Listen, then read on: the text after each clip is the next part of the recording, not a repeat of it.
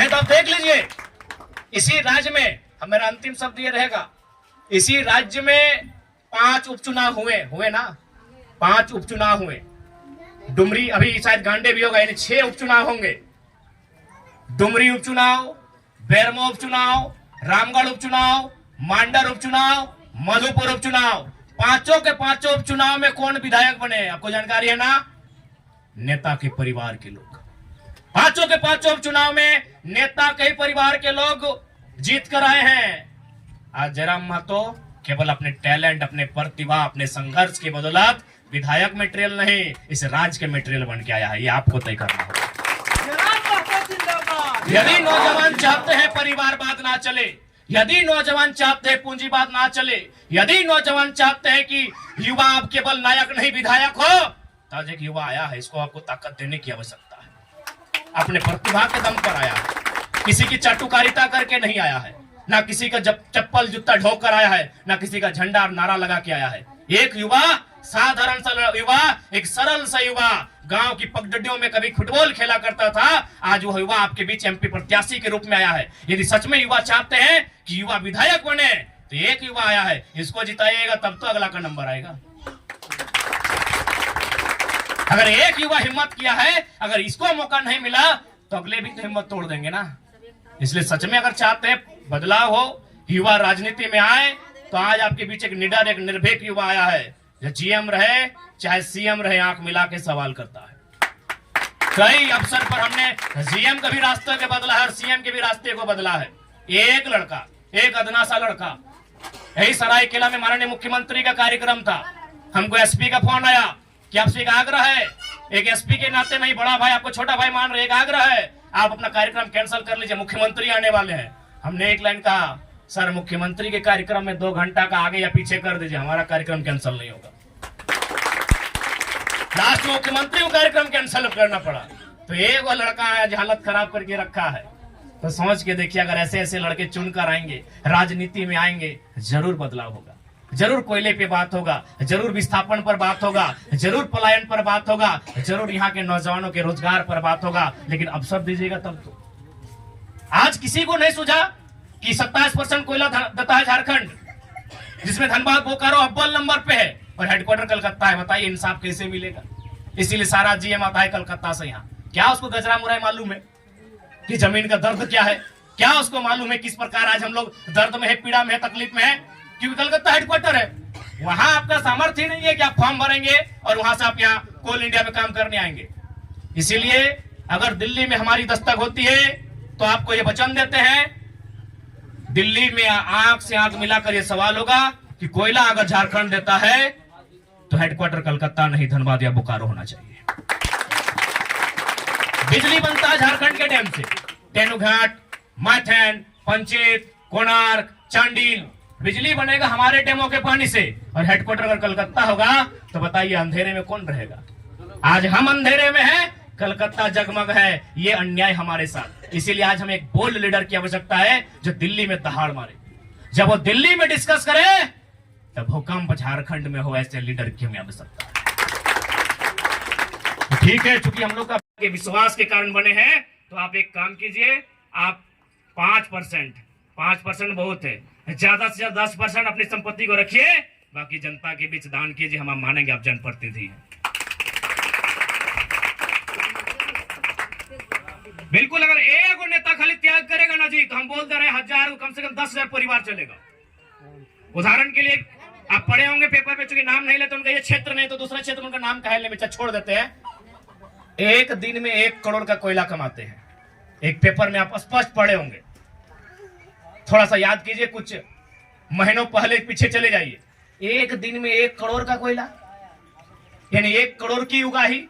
एक नौजवान एक दिन में 1000 रुपए पाना चाहता है कि 1000 रुपया मिल जाए तो बूढ़ी अब्बू अम्मी मम्मी पापा के साथ चल जाएगा काम, पत्नी 2 छोटा बच्चा, काम चल जाएगा। अगर 1000 रुपया दिन में मिलेगा तो उस 1000 रुपए से अगर हम 1 करोड़ को भाग देते हैं, तो 10,000 निकलता है रिजल्ट।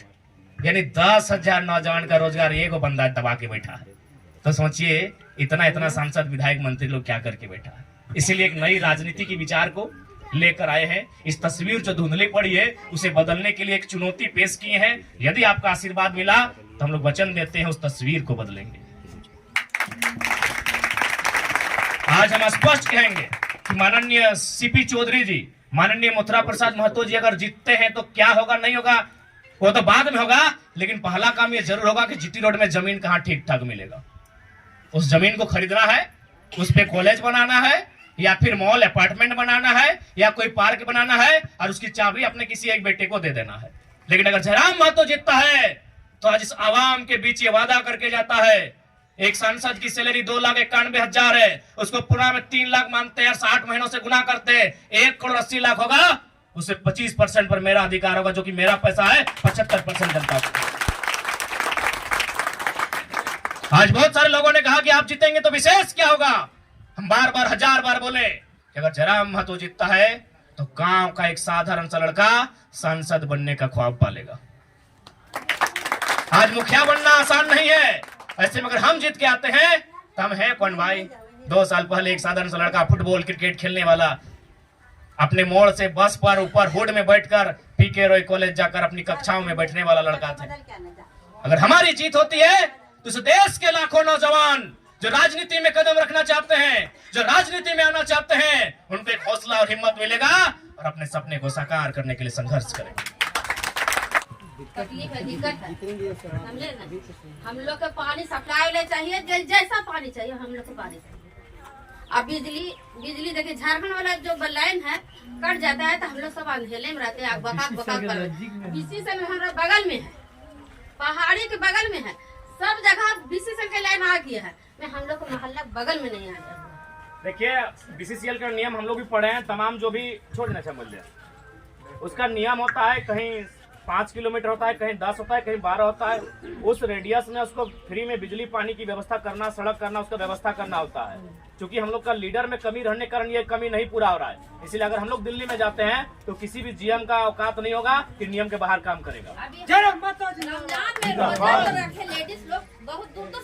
ठीक है चाची, आपकी पीड़ा को हम लोग भी अवगत है, हम लोग भी छात्र हैं। नहीं पॉसिबल नहीं है दीदी, दादी हमारा अधिकार क्षेत्र में नहीं है कि आपको पानी दे। हाँ दादी पानी दे सकते हैं, लेकिन लोटा में दबो और हमारा अपन कुआं से इनके दबो। कैसे दबो? जैसे भी देना है, आप हम लोग को पानी देना। मैं हमारे कहने का मतलब है कि हमारा जब कुआं हो ना, हाँ तो अभी उठा दे सकल, बाकी देखा चीज समझा। जब तक जगह में नहीं तो क्यों पानी नहीं दे सकल, कोई नहीं दे सकल। हर देखिए हर नेता सही आपकी दर्द आपकी पीड़ा मानते हैं कि गलत। एक सवाल, एक छोटा सा मेरा बात सुनिए लास्ट। जब हमारा जन्म हुआ था और हमारे जन्म होने के बाद जितने लोग खुशी मना रहे थे, नाच गान उमंग में थे, उन सबको मालूम है कि एक दिन हम मरेंगे। आप भी किसी की माँ है, किसी की बेटी है, हम भी हैं।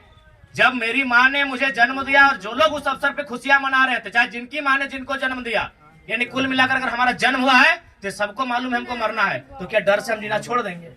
उम्मीद पे दुनिया कायम है। तो फिर दूसरे नेताओं ने क्या क्या नहीं किया, एक नया लड़का आपके बीच आया है, आखिरी बार आप उम्मीद कीजिए, आपका भरोसा नहीं लगा है, सब तो धोखा दे रहे हैं। आप उम्मीद रखिए, बिल्कुल बिल्कुल। जब हमको मालूम है कि हम मर जाएंगे लेकिन फिर भी जीना नहीं छोड़ते हैं, तो एक बार उम्मीद कीजिए, आपकी उम्मीदों पर हम लोग खरा उतरेंगे। नहीं आप करना होगा, उम्मीद पे दुनिया कायम है।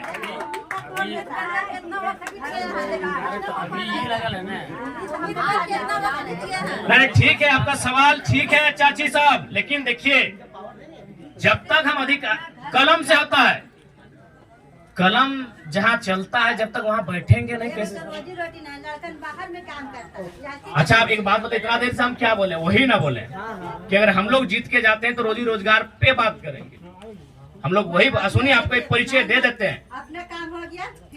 अरे भाई ठीक है, हम अभी अच्छा एक बार अभी तक बोलेंगे आपको मेरा वोट देना, मेरा चुनाव चिन्ह आपको मालूम है, तो फिर आप कैसे मान ले वोट मांगने आए हैं? अभी तक तो नहीं बोले मेरा चुनाव। चाची सुनिए, ठीक है मत दीजिए, चाची मत दीजिए, लेकिन फिर भी हम काम करेंगे। आपको जागृत करना है अभी तक। अच्छा एक बात बताइए, आपको मेरा चुनाव चिन्ह मालूम है? मेरा चुनाव चिन्ह क्या है मालूम है?